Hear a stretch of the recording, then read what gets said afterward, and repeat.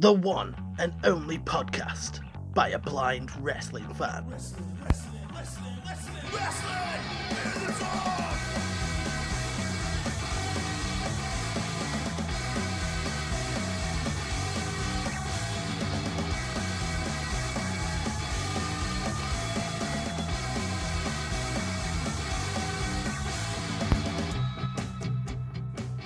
Hey up guys, welcome back to another episode of WITD, where it's time to talk about NXT Takeover 30. You're hereby warned that there are massive spoilers ahead, so continue at your own peril. But if you don't care about spoilers or you've watched the show already, stick around and we'll take a look at what happened throughout the pay-per-view. But first, I'll give you some of my overall thoughts. This was definitely an interesting takeover. It didn't feel like the takeovers of the past. If you played this side by side with Takeover 25, you'd probably feel like it was two different promotions. This was not the type of takeover where every match was hard hitting, fast paced and had everything including the kitchen sink thrown in, where people were getting hit with insane moves and kicking out and you just didn't know when the match was going to end. But what I did appreciate about it was the fact that every match felt different. We had the down and dirty scrap between Finn Balor and Timothy Thatcher, the insanity of the ladder match for the NXT North American Championship, the special attraction match between Pat Mcaafee and Adam Cole, which was surprisingly good, especially how negative I was feeling towards it coming into the show. More on that later. Then there was a fairly standard championship match between Dakota Kai and Io Shirai, but when you've got those two in the ring together at the same time, you're never going to end up with a bad match, so I've got no complaints there. And then the main event saw Keith Lee taking on Karrion Cross for the NXT Championship, and that match was full of surprises. As I said, massive spoilers ahead, but I did not think that we'd be walking out of this pay-per-view with a new champion. No way did I think Karrion Cross was going to beat Keith Lee. I thought Keith was going to have that title for a long time, but it was a fair win, a clean win. Karrion Cross just outfought Keith Lee, and to be honest, I don't mind that. I'm not a massive Keith Lee mark anyway. It's weird. There's a sort of a split in me because I don't necessarily enjoy him as a character, but his matches are always so goddamn interesting. But it felt like a weird takeover because, like I said, I'm used to the Takeover 25 style of takeovers where it's just bam bam bam, insane move after insane move, oh my god, false finish, this person just got killed and they're kicking out, and it's just insanity. But this was a lot more scaled back and it felt easy to watch, and I did appreciate that. It's got to draw in some more casual fans as opposed to just having that hardcore NXT audience. But let's get through to the actual matches and talk about each one in turn. The show kicked off with Finn Balor versus Timothy Thatcher, and to be honest, I can't really think of a better way to kick off a takeover than these two just having a good old-fashioned scrap, which is definitely what this match was. I was excited when the show started because Vic Joseph, Beth Phoenix and Corey Graves was the commentary team, and I actually thought that this could end up being a really good commentary team. I'm a big fan of Vic Joseph, especially when he's with Nigel McGuinness. If you go back and watch some of the NXT UK stuff from last year, especially Tyler Bate versus Walter, Vic and Nigel did some absolutely fantastic work, and it was slightly disappointing throughout the show to see Vic not be on the ball and using some Tom Phillipisms, just that vague style of this person gets planted in the centre of the ring, this person takes that person down. And I definitely thought that he could have done better, but if there was one match that he was definitely on the ball for, it was this first match. I think that this is his ballpark. I think it's his bread and butter. This style of wrestling is just what he enjoys calling and what he's good at, and he did an absolutely fantastic job with this first match. I felt like I didn't miss anything at all, and I really enjoyed it. From what I've seen of Timothy Thatcher, I actually really enjoy his style. I I've always enjoyed Finn Balor when he's in a good match, and ever since he came back to NXT, I've enjoyed his character. So this was a really decent way to kick off the show and get you in the mood for TakeOver. A good appetizer.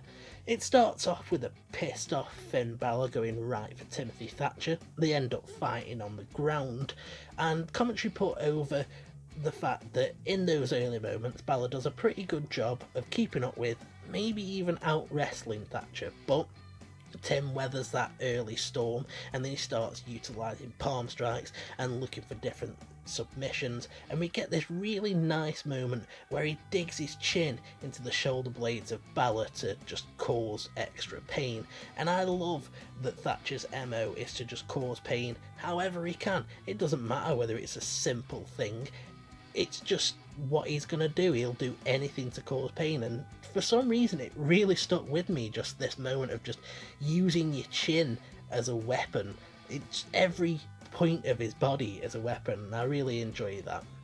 He does a great job of just absolutely picking apart Balor throughout this match. He looks for different submissions and works various different body parts, his leg, the arm, loads of different things, and it was really entertaining to watch. At one point Balor managed to counter a bow and arrow submission into a pinfall. Thatcher was doing a really great job of just picking him apart, working the arm, nailing him with knees, and commentary did a fantastic job of describing the effect that this was having on Balor, describing the welts forming on his body and how much pain he looked like he was in. Eventually he managed to buy himself some time to recover by applying an abdominal stretch. Shortly afterwards he looked for a coup de grace, but he missed and tweaked the leg that Thatcher had been working throughout the match. A nice little bit of psychology there. They go back and forth, and Thatcher's switching between body parts, trying to tap Balor out. Balor gets a submission of his own, and then in the end he ends up getting a double stomp, a coup de grace, and the 1916 for the win.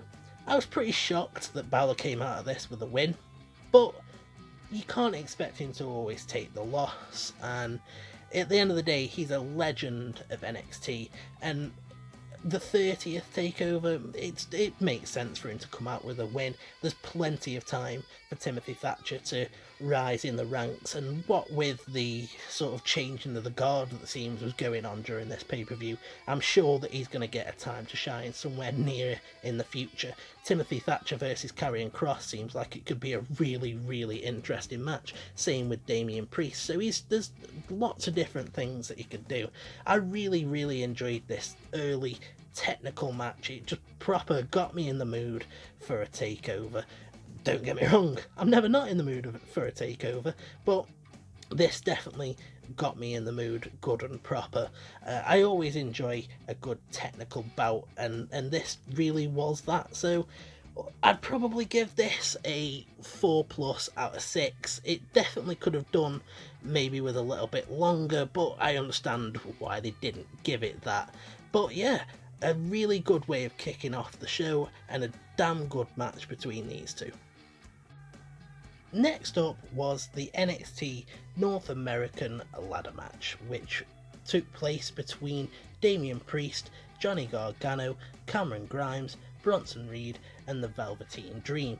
Honestly, I'm not going to take too long talking about this match because, as you'd expect, as a blind fan, with this kind of multi-man match, especially a ladder match, it's really, really hard to keep up with, and honestly this was my least favourite match of the night, although it did have one or two really cool spots.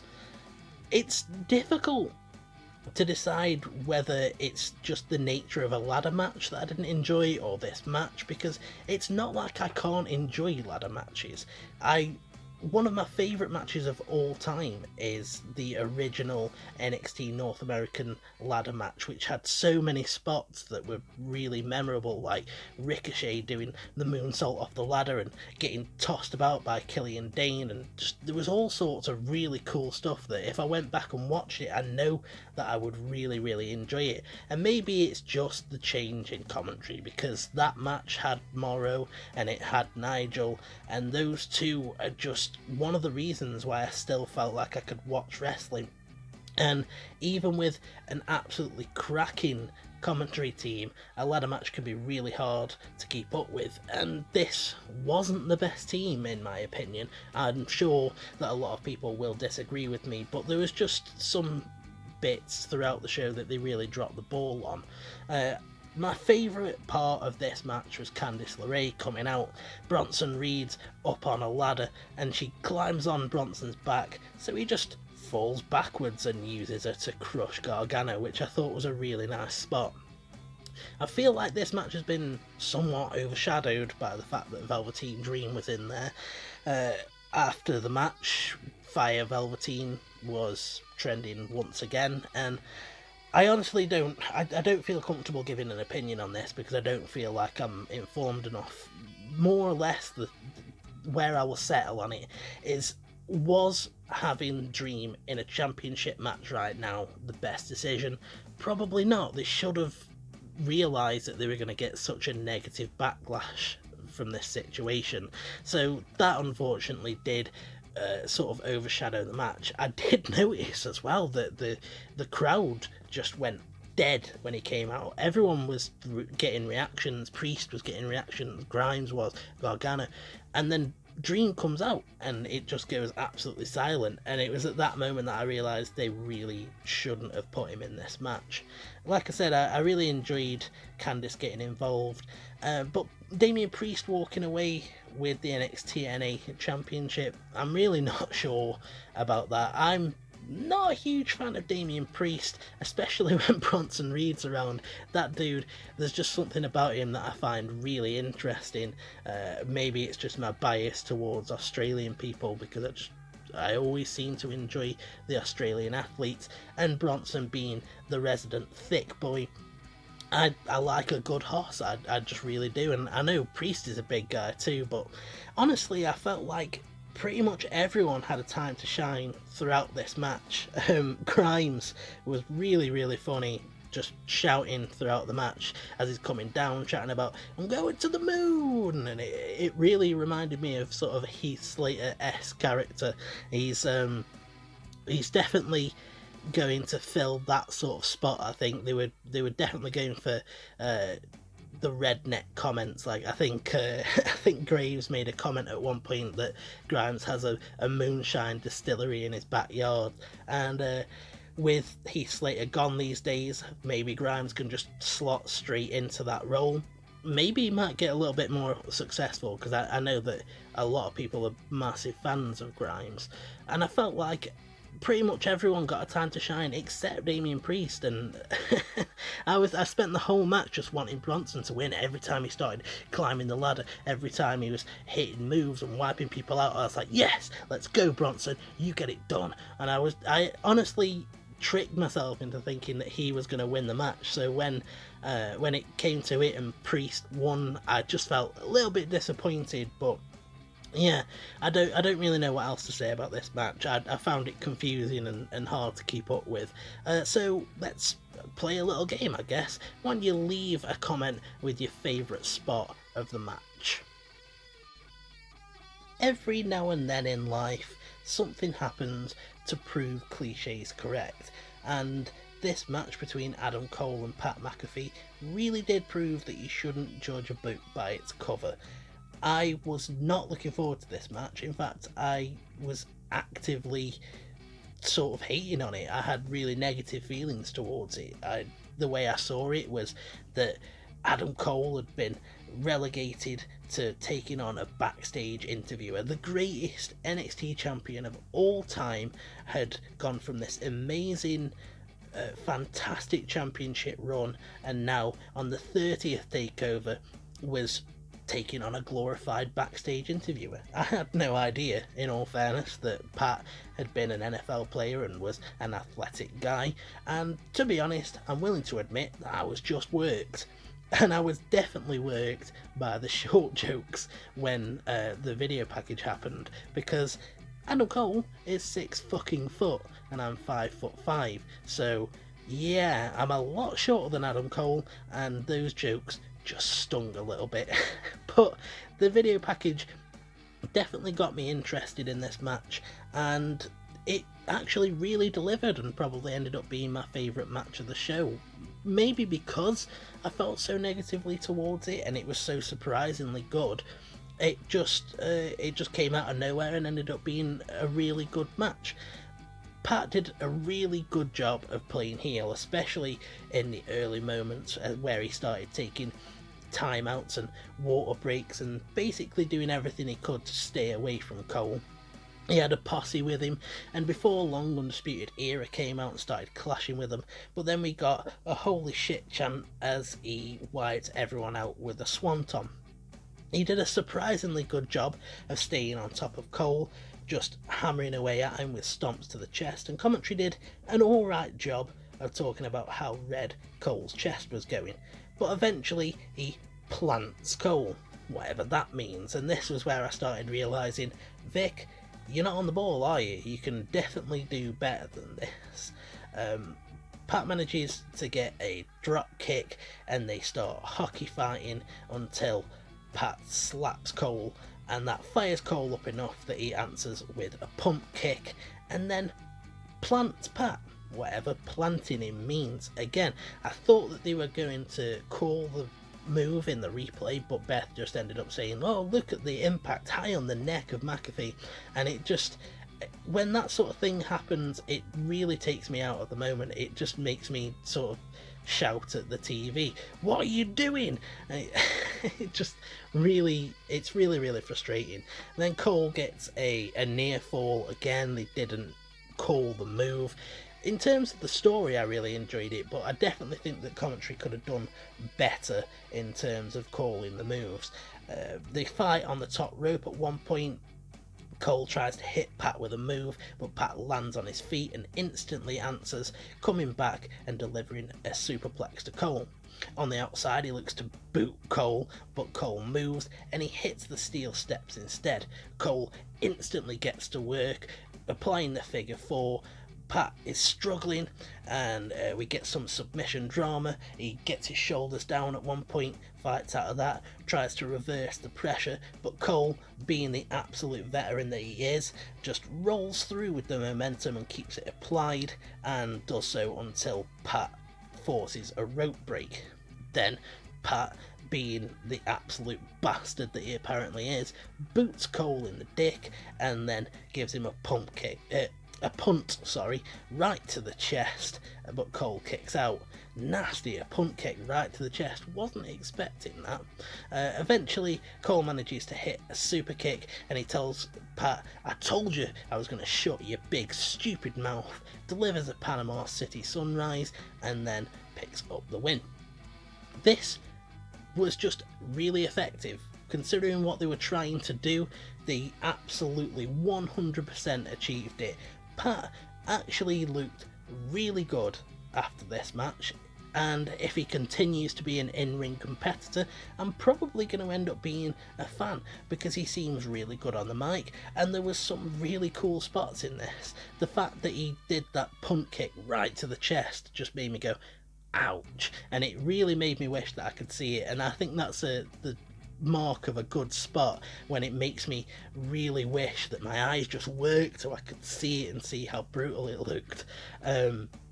And then going down that dastardly road, using the dip kick as well, and landing on his feet from that top rope spot. Yeah, I was actually really impressed, and I thought that he looked really good. I don't know what's next for Adam Cole. It's going to be really interesting to see what happens now, because I feel like he's done everything that he can do in NXT, and I feel like we've been saying that for months and months.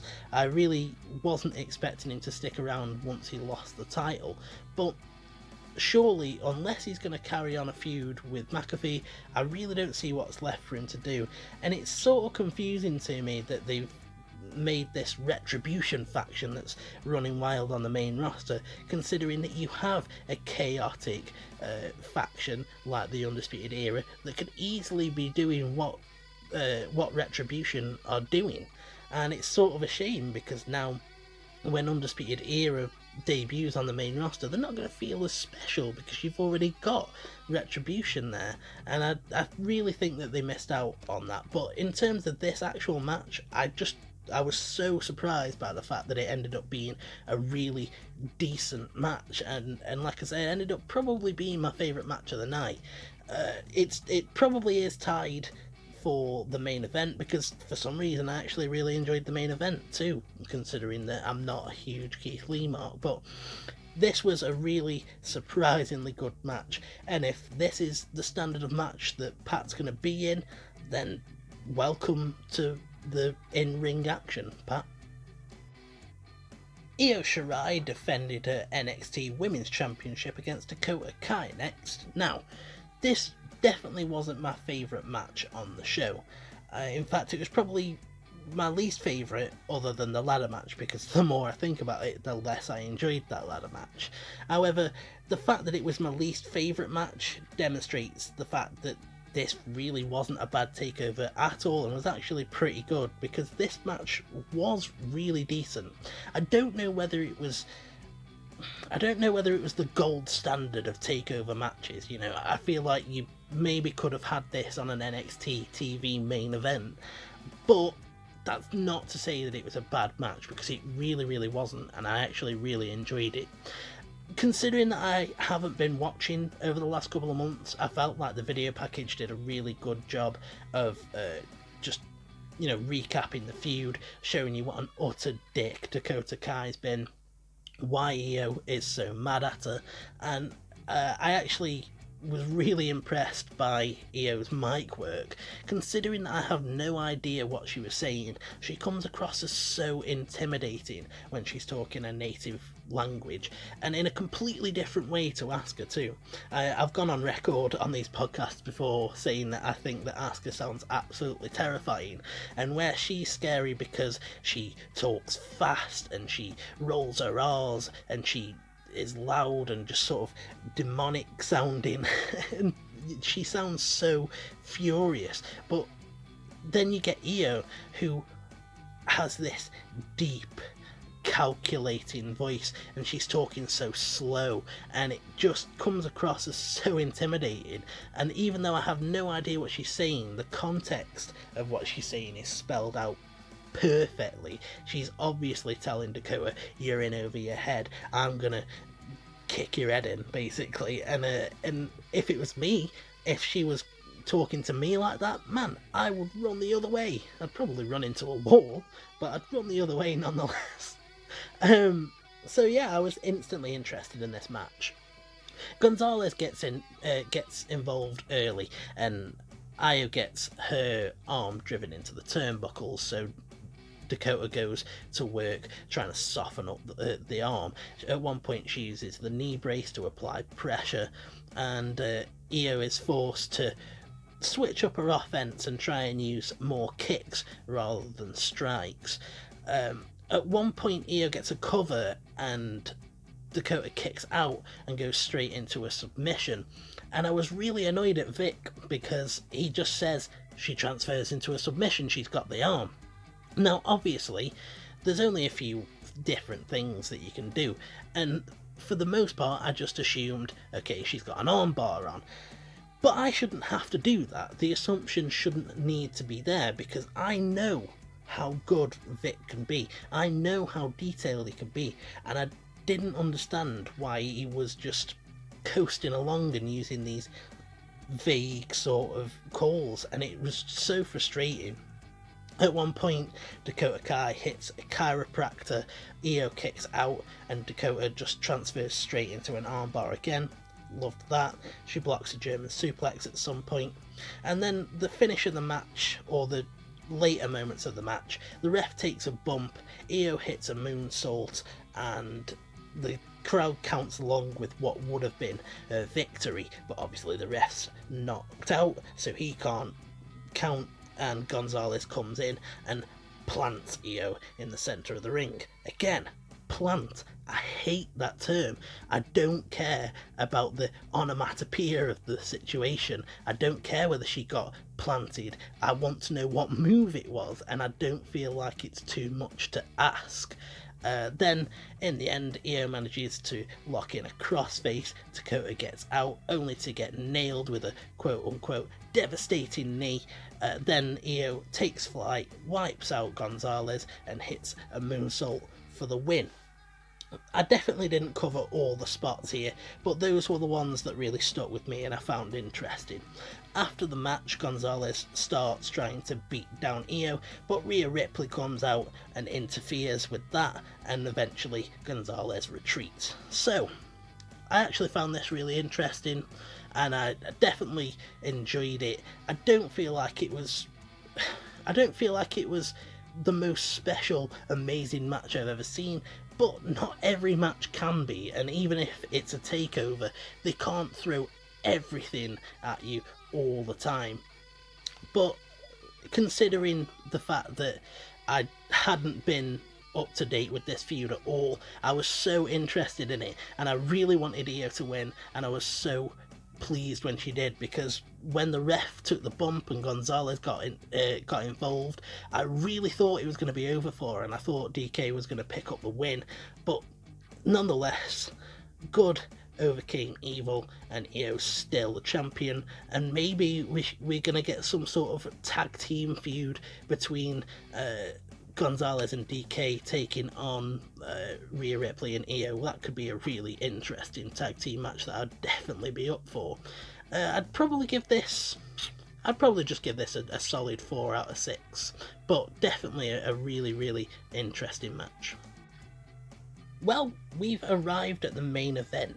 Keith Lee defending his NXT Championship against Karrion Cross, and this was really surprising because there was no way, no how, no doubt in my mind coming into this that Keith was going to walk away with the championship. I thought they were going to make Karrion Cross look really good, have Keith put up a good fight and end up coming out with the win, and Cross would look good, Keith would carry on and have a longer reign, and it'd just make a star out of Karrion Cross. But no, they went that one step further, and Cross ends up picking up the win, and I was utterly shocked. I reckon that this might get some mixed reactions. I can see why some people wouldn't enjoy this match, but I thought it was bloody good and I really enjoyed it. Considering that I'm not a massive fan of Keith Lee's character, his matches are always so entertaining, they're always so interesting, and this was no exception. I really, really enjoyed this. So it starts out with Keith being fired up, and he starts hitting these loud clubbing blows, and you can just hear that thudding noise that I always enjoy. When those sort of moves are going on, it's so easy to visualise what's going on. I mean, it doesn't take much imagination to imagine a big bastard guy hitting these big bastard shots. It instantly got me hooked into the match. Then Keith hits a cross body, and Karrion ends up going to the outside to create some separation. On the outside, they're fighting, and Keith ends up getting his arm trapped between the plexiglass and the barricade. Things are pretty much downhill from there for Keith, because once Cross notices that Keith's arm is hurt, that's just it. He zeroes in on it, and I'm telling you now, he does an absolutely expert job of neutralising the usual pace and power of Keith Lee, just staying on that arm, working the shoulder, the elbow, the wrist. At one point he sends Keith into the turnbuckles, he's trying to hyperextend the arm, he's locking in arm bars. At one point he tries to transfer into a triangle, but Keith uses his monstrous strength to lift Cross and slam him down. He takes control for a little bit, but Cross comes back with some big kicks and a DDT for a near fall. After a while, Keith manages to hit a lariat, but too much has been done to him, and Cross takes control again, ends up hitting the Doomsday Saito, which Keith kicks out of. Then we get Keith getting locked in the Cross jacket, and I'm like, oh my god, they're going to do it. They're going to give the title to Cross. They're going to protect Keith by not losing by pinfall. He's going to pass out without tapping out, and everybody sort of comes out looking great. But no, he manages to fight out. He hits Cross with a spirit bomb. Cross kicks out. Then before you know it, out of nowhere, he hits the Doomsday Saito again, gets 1, 2, 3, picks up the win, and I wasn't expecting it. It sort of felt like it came out of nowhere. He hit that move, and I was expecting Keith to kick out, but then all of a sudden the match was over, and they were announcing Cross was the champion, and I was just utterly shocked. And I feel like the crowd was a bit shocked, or at least if they were expecting it, they did a good job of acting like they were shocked, because there's just this silence fell. And really, honestly, I thought that this was fantastic. I thought they did a really, really good job. What's next for Keith Lee, I have no idea. They did have Drew McIntyre appear at one point and talk to the commentary team, and they asked him his thoughts on that main event. So I could see Keith maybe being on his way up to Raw to take on the winner of Drew and Randy's match at SummerSlam. And let's face it, Keith Lee versus Drew McIntyre would be fucking fantastic, as would Keith Lee versus Randy Orton, because I feel like those two could do some really cool things together. I really wasn't expecting Cross to be the champion here, and I know quite a few people think that he's not ready. I can't really speak to that, because obviously I can't see his in-ring move. I don't know how crisp he is. I don't know how good he looks, but as a character, he seems really cool. The work that I saw him do outside of WWE and the promos that I saw him cut showed that he can be really good on the mic, and it's pretty cool that they actually took that risk and sort of just let him go, and we're gonna see now how he does as the champion. I definitely think that this was the best match of the night. It was a real shock, but I really, really enjoyed it. Let me know what you think will be next for Keith Lee in the comment section. All in all then, this wasn't my favourite takeover ever, but I thought that it was a really solid show. I really liked that each match felt different, had a different vibe to it, and really did have some shocks in place for me. I really didn't think that Pat versus Cole was going to be as good as it was. I really didn't think that Karrion Cross versus Keith Lee was going to be as good as it was. So I really did think that this was an enjoyable show. Overall, I'd probably give it a 4+ out of 6. Can't quite move it into the 5 out of 6 territory just because of how good some of the takeovers have been in the past, but a really, really enjoyable show, and one that's actually done a good job of reeling me back in and getting me interested in NXT and seeing what happens moving forward. It's a little bit disappointing that I'm not going to be able to watch it on a weekly basis, because it goes up on the UK network a week late, but I'm definitely going to keep my eye on what's going on, and I think that this was a really good time to jump back in, and it did a good job of reeling me in. So, if you're new to this channel, hit the like button, subscribe, you'll never miss another episode of WITD. If you're a returning viewer, hit that like button, let me know what you thought of this show in the comments section. I hope you've enjoyed this as much as I have, but for now, I'm off, and you should have a good one.